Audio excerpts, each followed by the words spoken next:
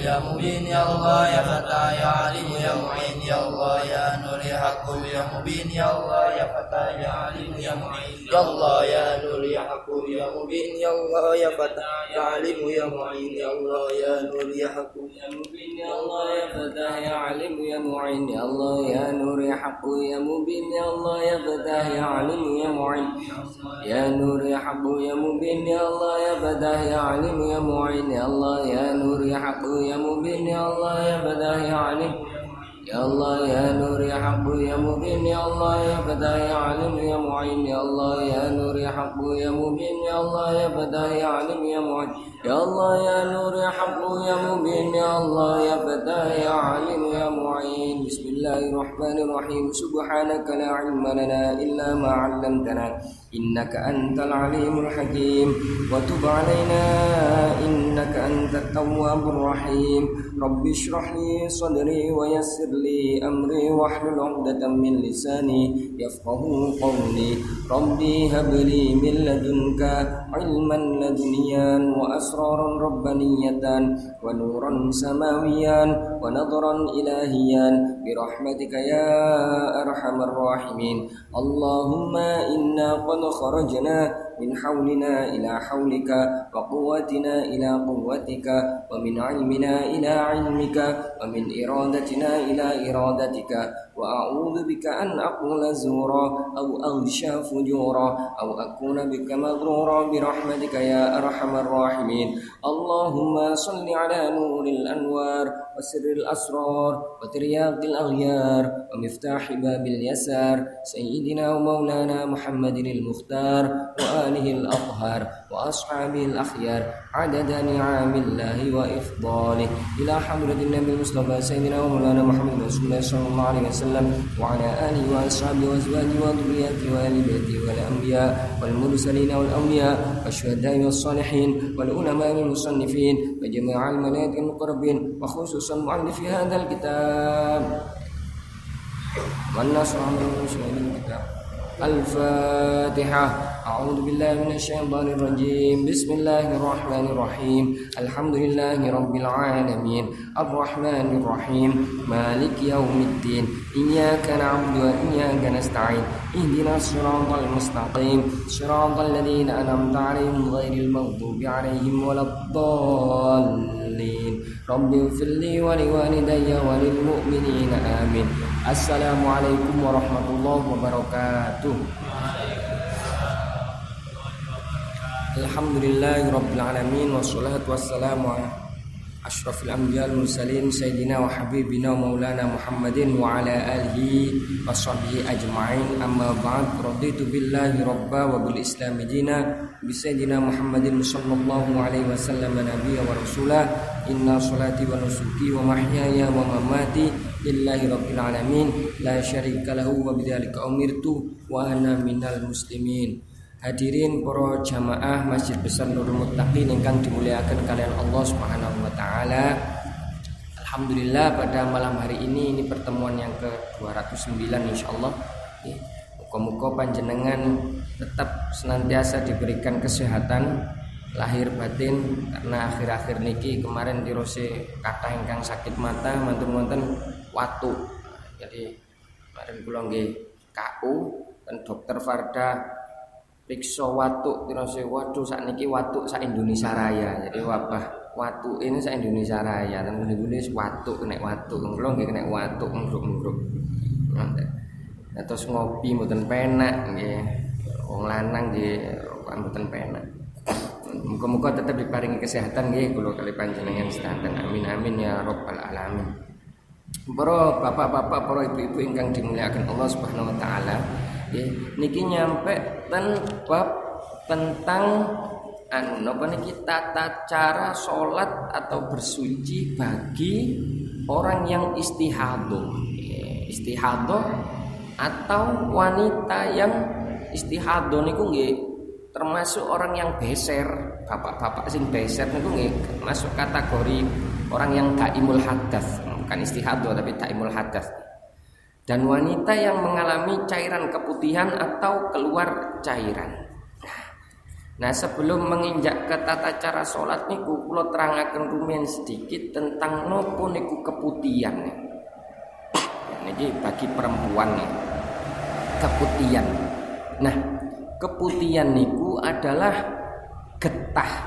Getah bukan getih tapi getah. Bukan darah tapi getah.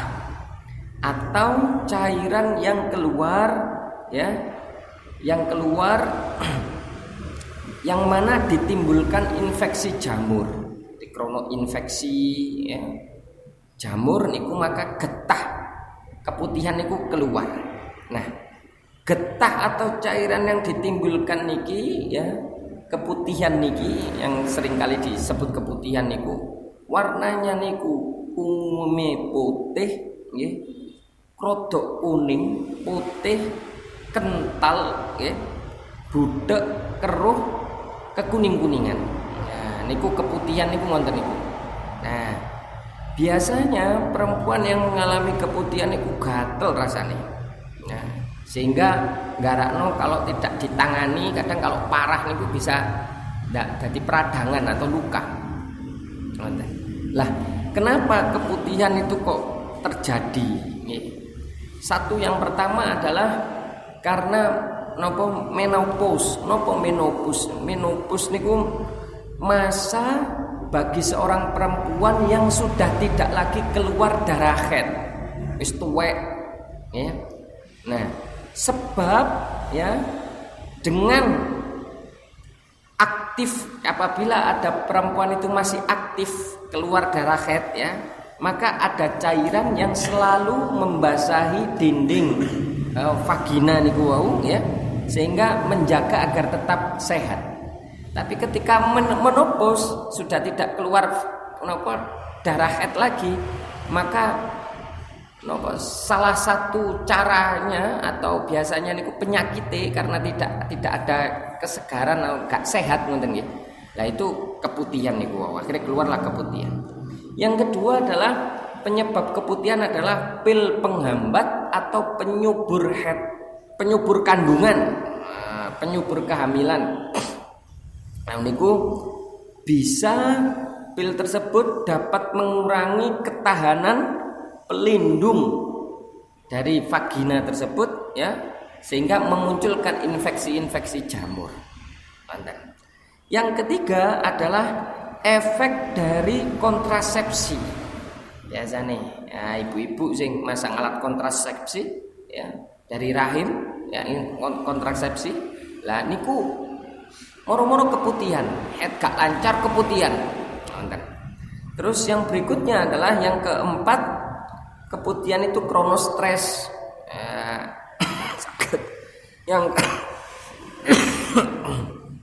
Yang kelima karena sering memakai celana ketat. Celana yang terbuat dari nilon. Keketatan celono itu nggarakno keputihan.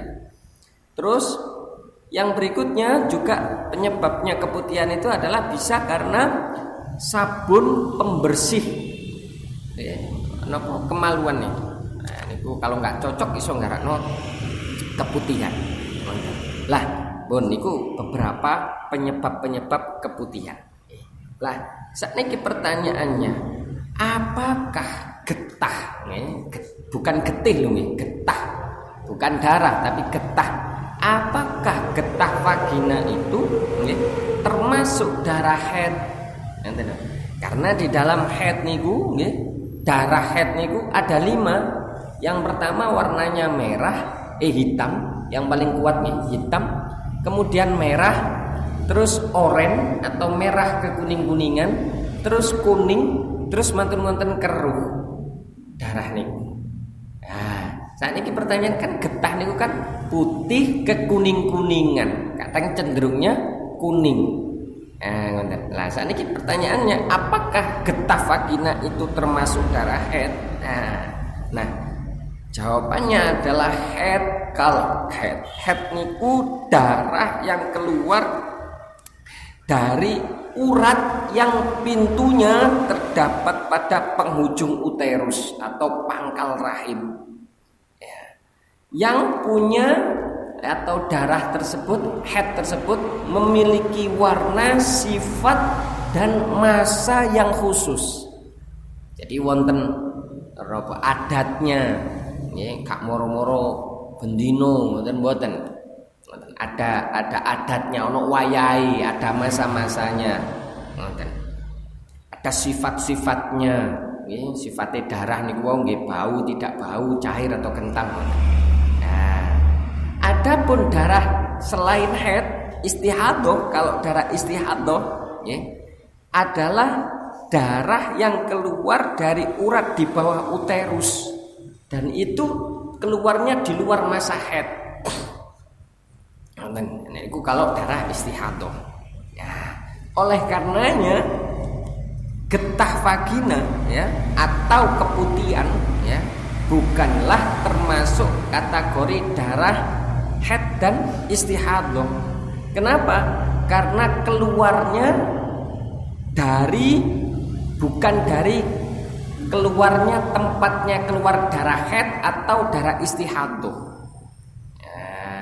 Yang kalau dalam istilah fikih niku disebut rutubatul farji atau cairannya farji. Lah, hukume keputihan niku yo nopo? Nah, hukume keputihan niku karena kan keluarnya juga dari dalam. Opo podo koyok pipis, opo podo koyok madi, opo podo koyok wadi, kan ngoten ya. Bagaimana hukumnya keputihan bagi perempuan itu ya? Yang pertama, bila keluar dari balik liang farji ya, atau anggota farji yang dari dalam, yang mana amit sewu niki tidak terjangkau penis ketika bersenggama. Jadi tutup jero nemen ya. Maka kalau keputihan tersebut keluarnya dari dalam tersebut ya, maka hukumnya najis ya, dan menyebabkan batalnya wudhu sebab keluarnya itu dari dalam tubuh. Jadi kecampuran ambil air seni, air pipis. Itu kalau cairan keputihan atau getah vagina tersebut keluarnya dari dalam yang sekiranya ya, itu penis tidak menjangkau apabila bersenggama. Ini hukumnya najis.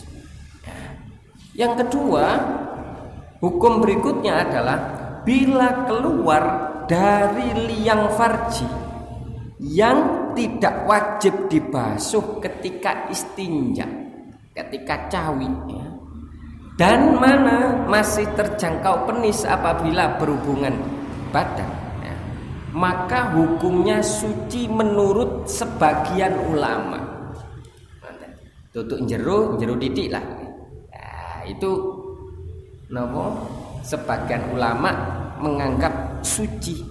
Nah, adapun bila keluar dari luar liang farji ya atau anggota farji yang nampak ketika perempuan tersebut jongkok ya, maka hukumnya suci karena dia keluarnya itu dari luar bukan dari dalam. Getahnya itu dari luar, itu termasuk suci. Nah, oleh karena itu ya, keputihan dan cairan yang keluar dari farji niku bukanlah termasuk darah haid, maka tidak mewajibkan perempuan mandi besar.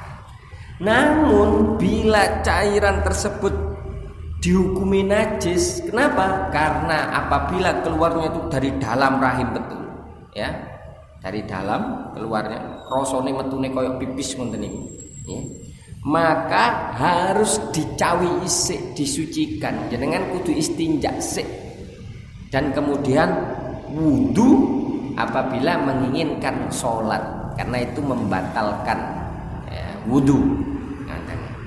Dan apabila jika terus menerus keluar ya bancar metune keputihan niku wau, maka hukumnya seperti istihadah.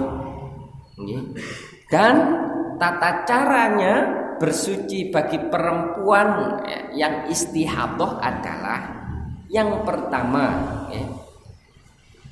perempuan tersebut harus membersihkan farji dari najis yang keluar. Ya, lalu istihadah ngenten iki semisal jenengan istihadah kan boleh salat ngenten iki. Nggih, salat ngenten iki boleh. Diam di masjid boleh, walaupun keluar darah istihadah boleh. Keputihan boleh. Apalagi keputihan, kalau keputihannya suci tambah boleh. Nah, cuman kalau istihadah atau ibu-ibu, bapak-bapak yang beser, yang keluar terus-menerus air seninya, ya. Lah, niku sadurunge salat kudu istinja sih. Ya, kudu dibersihkan sih, kudu cawi. Najis-najis niku kudu dihilangkan. Yang kedua, bagi perempuan menyumbat farjinya dengan sesuatu semacam kapas. Ya. Hal ini harus dilakukan apabila perempuan tersebut tidak merasa sakit apabila disumbat. Jadi kudu disumbat, kudu dibumpet, gak oleh dibiarkan wonten niku yang istihadah mboten bareng.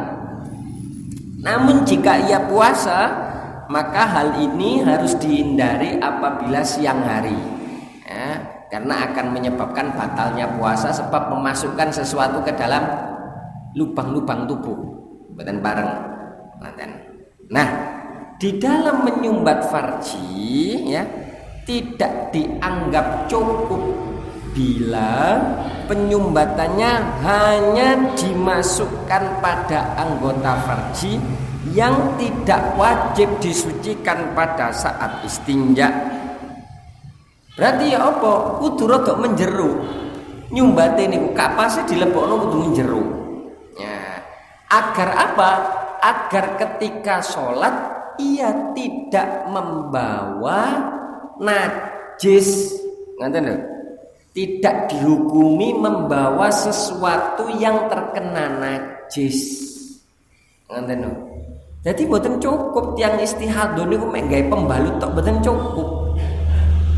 Karena pembalut itu lek kenaan darah terus menerus berarti secara tidak langsung jenengan itu sholat dengan membawa najis, paham nggih Bu nggih? Nah, maka kudu disumpel. Ngoten lho.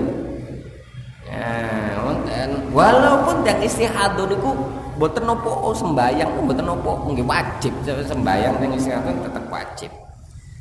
Terus bagaimana jika darah terlalu deras keluarnya sehingga walaupun sudah disumbat niku sik keluar mawon metu sampai nang jopo, maka itu hukumnya dimaafkan karena darurat.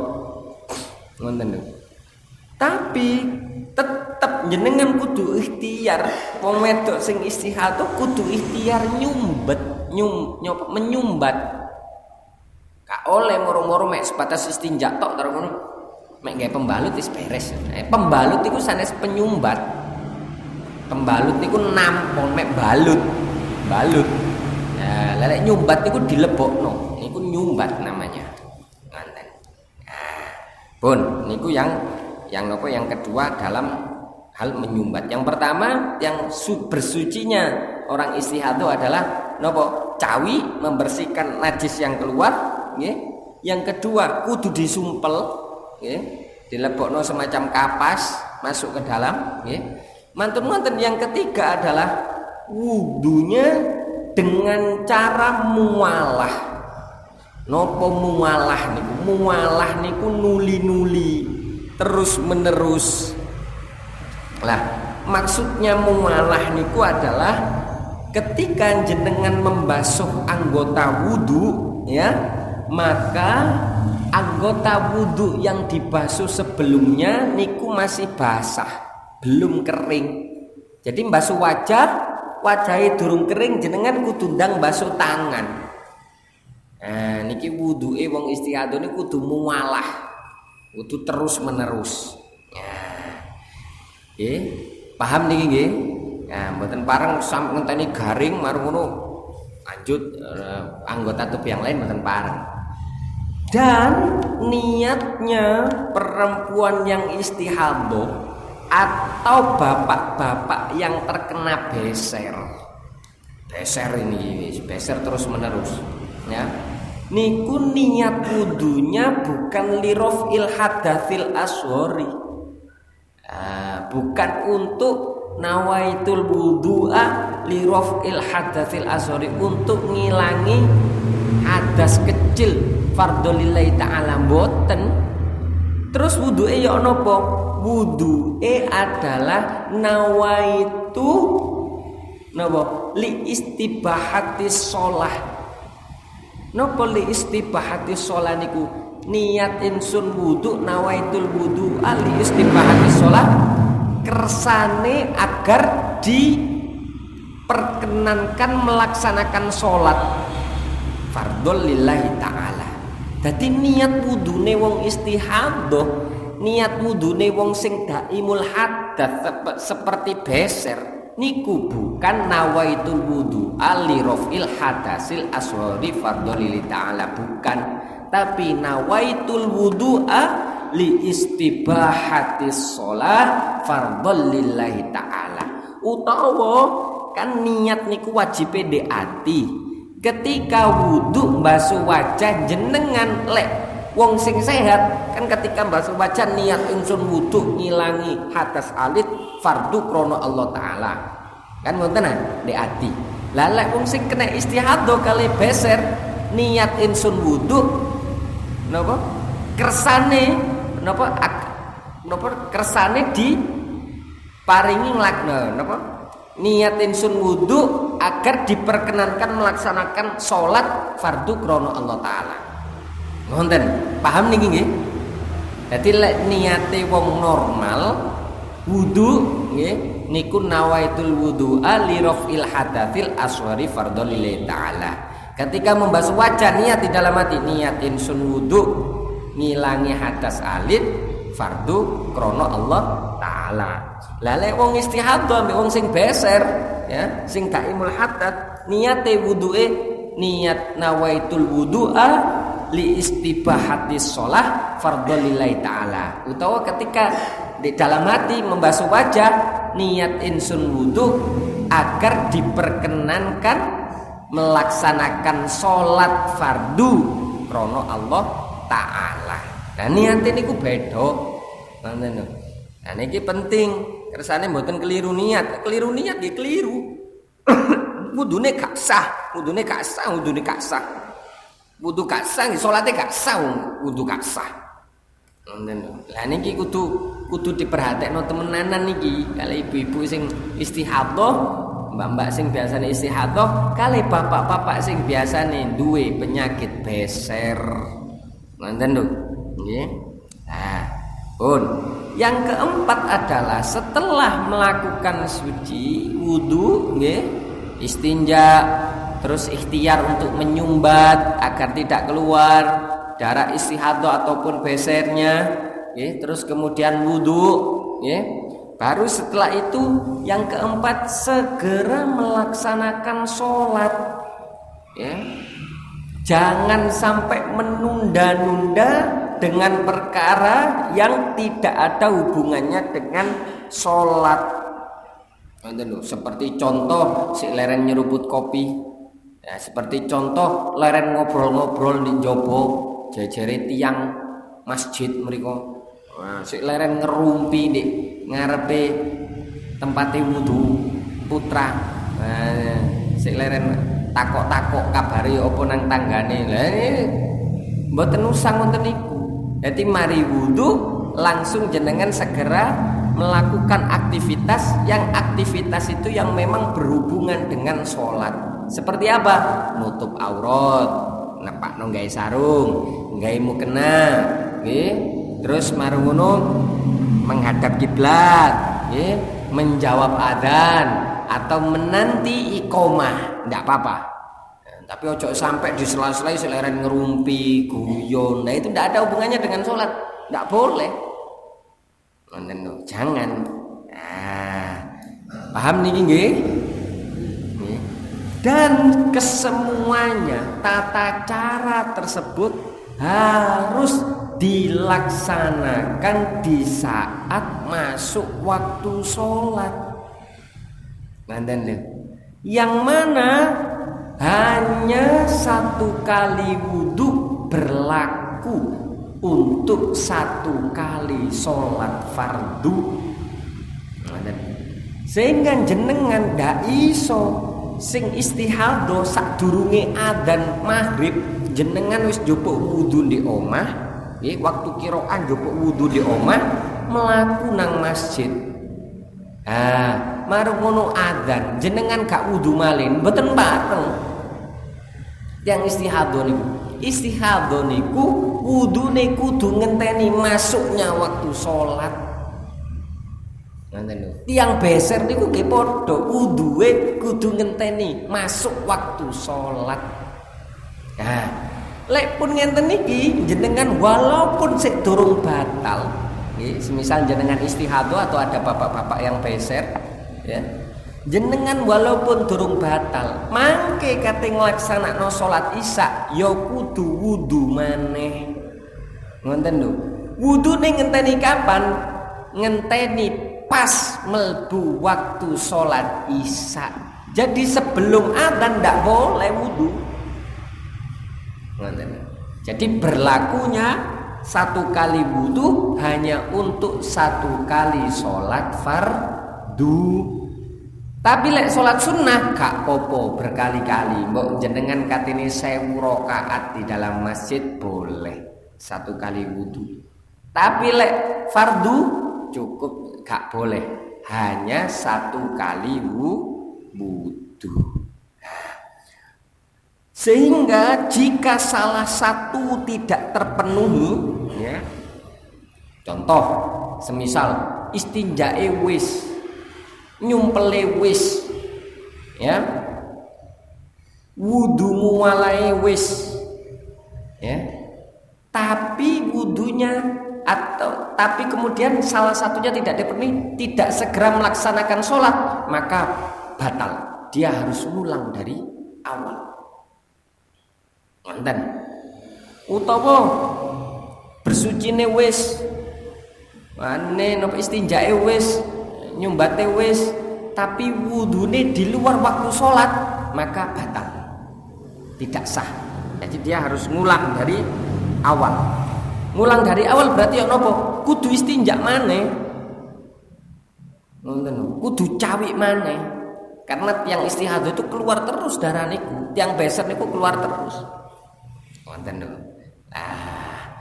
Makanya bagi orang-orang yang istihadah, khusus nih, apabila dirasa istihadahnya itu bisa berhenti ketika di akhir waktu sholat, maka dia dianjurkan, ya, atau alangkah lebih baik dia sholatnya ketika akhir waktu. Sehingga tidak melulu sholat itu yang baik niku di awal waktu. Ya memang betul dasarnya sholat di awal waktu niku nggih jauh lebih kuat mendapatkan fadilah keutamaan. Tapi bagi kategori orang-orang yang istihadah, kalau dia merasa bahwasanya nanti menunda sholat, dengan menunda sholat dia bisa meyakini istihadahnya itu berhenti, maka lebih baik dia menunda agar tidak segera melaksanakan sholat, tapi nanti dulu baru sholat. Oke. Pun. Lah, adapun menurut pendapat Madzhab Hambali, ya, orang yang masuk kategori istihadah seperti ini, ya, itu diperkenankan untuk menjamak sholat. Wis oleh jamak sholat walaupun dia tidak musafir. Ngonten niku kalau Madzhab Hambali. Kenapa? Karena dianggap orang istihadah niku berat, mengalami beban lah kalau sampai dia harus terus-terusan bersuci menyumpel ngono iku lho, niku memberatkan, masyakoh atau menyebabkan kesulitan, ya.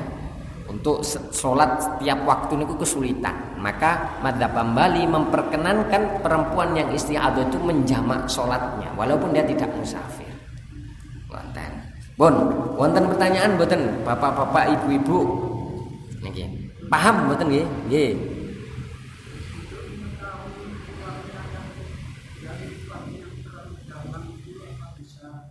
Wong wedok niku krasa pipis niku. Terus keluarnya niku krasa niku, medale dari dalam, rasane nggih kados kalau keluarnya dari dalam itu seperti kita pipis niku. Niku dari dalam niku. Nah, kalau keluarnya dari luar berarti kita tidak merasa mengeluarkan tapi ternyata ada cairan vagina itu keluar, keputihan itu keluar. Lah itu berarti dia munculnya dari dinding vagina bagian luar. Tapi kalau keluarnya itu dari perut ya, dari rahim ini kroso niku.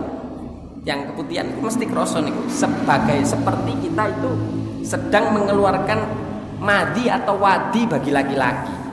Kan itu dari dalam niku. Niku kroso walaupun titik, walaupun sak tetes niku kroso. Lonten.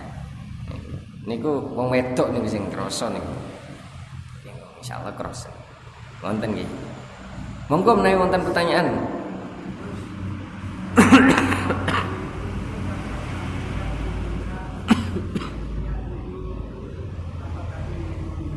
Nawaitul wudu'a li istibahatis sholah fardhol lillahi ta'ala. Lah niku kan kalau bahasa Arab mengucapkan niat secara Arab sebelum melaksanakan wudu niku kan sunnah. Yang wajib itu kan niat kita ketika membasuh wajah niku wau. Ya di dalam hati. Lah niku niatnya ndamel bahasa Jawa mawon bagi yang panjenengan sing gak apal bahasa Arab. Nggih. Niat insun kersane diperkenankan melaksanakan sholat fardu krono Allah Ta'ala. Ngonten ketika membasuh wajah. Terus niki sing sering kali banyak orang-orang niku yang salah niat adalah niki niatnya wudu bagi orang yang istihadah itu disamakan dengan niat wudunya orang yang tidak istihadah. Ngonten lho. Lah kalau niatnya itu keliru, niatnya keliru kok. Niat keliru kan berarti tidak sah apa yang dilakukan. Lah kalau wudunya tidak sah, salatnya tidak sah. Nonton lho. Nah, niku banyak yang seringkali belum mengerti orang-orang niku terkait niat bagi orang-orang yang istihadah. Termasuk bapak-bapak yang beser. Jadi beser itu kan metu dididik metu lugu dididik metu. Kan ngonten keluar air seninya. Lah bagaimana? Ya kan dia kan tetap wajib sholat nih. Nah, tapi kan dia keluar air seni terus. Krane pun dol. Ya, apa carane? Ya, kudu dibumpet. Nah, ketika mau melakukan sholat dia harus bapak-bapak kudu istinja, kudu cawi, menghilangkan najis-najis itu. Ya, dicepot. Amit sewu celana dalamnya dicepot karena pasti niku kena niku mriku niku. Lah marang ngono ndak segera salat, lah sadurunge salat lapo dikareti. Amit sewu manuke dikareti. Ngonten lek sing wedok disumpet. Lek lanang sumpet ya napa dileboni apa? Men saged dikareti. Nah, dikareti tapi dikareti nggih mek dilu, mek nggur digawe sembahyang, mantun sembahyang dicepot. Ampun digawe 24 jam. Kayak sunat lah. Lah niku salah satu ikhtiar untuk menjaga agar tidak netes terus. Kalau mboten dikareti nggih netes terus niku, beser niku. Lah ya napa pas ketika sembahyang marang ngono metu najis niku. Wonten nggih. Ada yang ngonten niku. Atau kalau sekarang amit sewu saat ini pun wonten napa nggih maling bawa hadasnya nggih dikareti niku lha sing niku enten pondok niku napa carane kalau lanang beser niku kareti wonten paling gampang nih nanti mungkin dicepakno karet nggih ten jeding niku tempat wudu dijagani bapak-bapak sing beser nih nggih wonten pertanyaan melih mboten nggih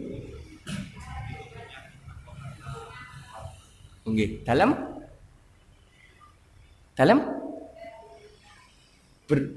nggih. Oh, ketika istihadah. Oh, boleh. Dados istihadah niku statusnya suci. Nggih.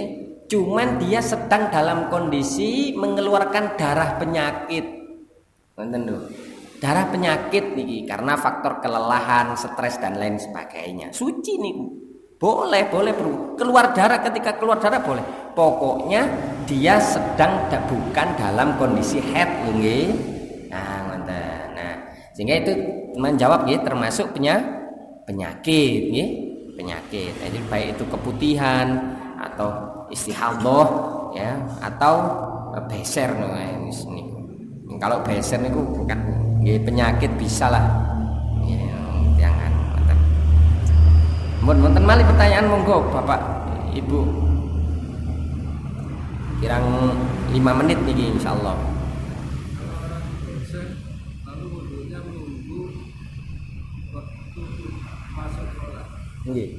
Kan menunggu adzan dulu. Adzan, Nggih. jawab adzan, setelah jawab adzan ke jedil. Nggih. Keluar dari jedil, di sini tak komat. Kan Nggih. di dalam jemaah. Nggih. Mboten napa olah niku memang makane niku napa Apa sebelum adzan? mboten saged. Wudunya orang beser niku harus ketika sudah masuk waktu sholat. Waktu sholat. Semisal di adzan ya Allahu Akbar.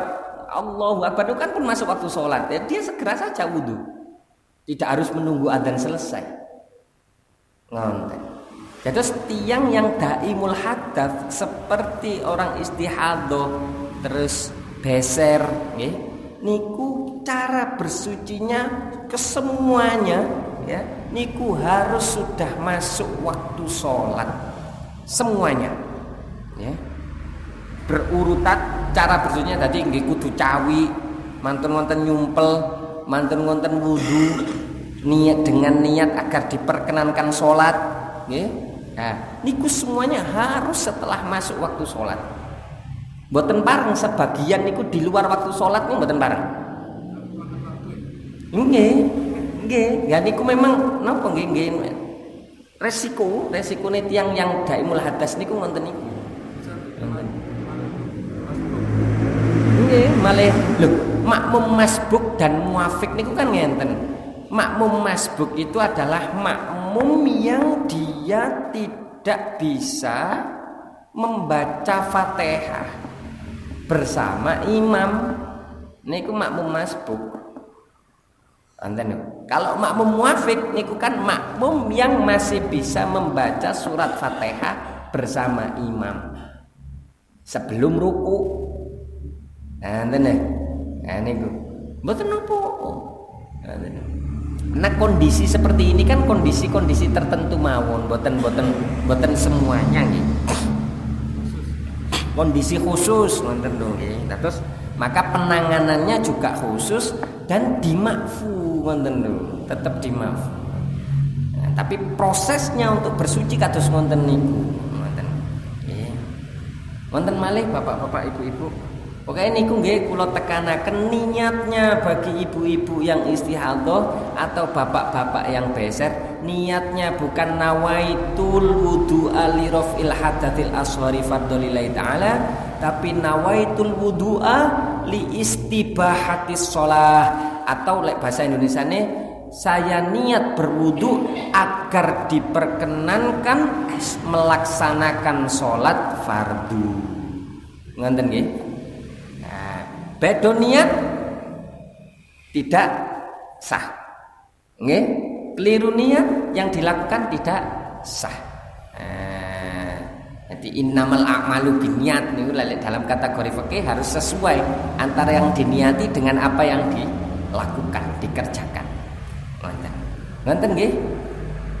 Sampun wonten malih Bapak-bapak, Ibu-ibu.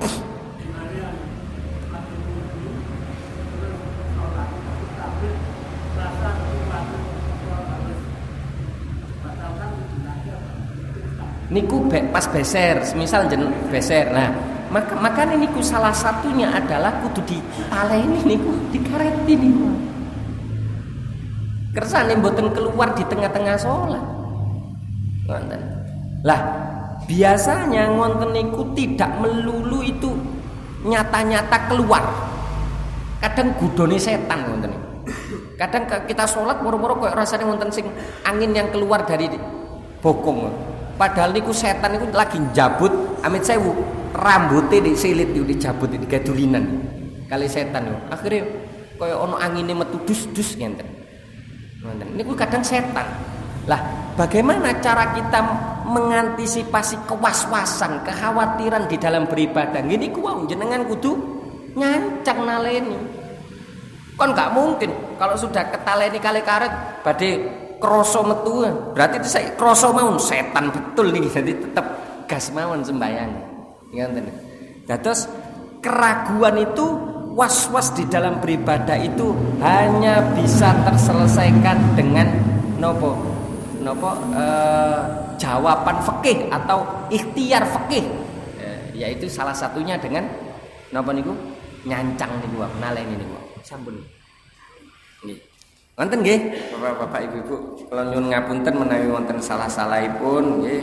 Muga-muga apa yang kita pelajari pada malam hari ini diberkahi oleh Allah Subhanahu wa taala dan kita semua diberikan kesehatan lahir batin di dalam dunia maupun di akhirat, kita diberi keselamatan. Amin amin ya rabbal alamin. Alafu minkum wallahu a'lam bishawab. Wallahul muwaffiq ila aqwamit thoriq. Wassalamualaikum warahmatullahi wabarakatuh.